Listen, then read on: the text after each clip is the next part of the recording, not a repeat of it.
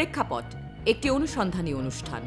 মারা গেছে ভাই, বুঝছি ভাই, কোনো চিকিৎসা নাই। প্রতিরোধ করার নামের একমাত্র উপায় হচ্ছে ভ্যাকসিন দেওয়া, কিন্তু আমরা তো ভ্যাকসিন কভার করতে পারি না। আমার বাবুর আসলে ভ্যাকসিন হওয়ার মানে নর্মাল যে ভ্যাকসিনগুলো ওইগুলো পাই নাই, 3 মাস অফ ছিল। তাদের বিরুদ্ধে ফৌজদারি অপরাধে অভিযোগ আনা যায়। সব পর্যায়ে কিছু দায় আছে, যত বলে যাবে দায় তত বেশি। স্বাস্থ্যের দুর্যোগের বিষয়ে তিনি এটা পরবর্তী সরকারের উপর ছেড়ে দিলেন।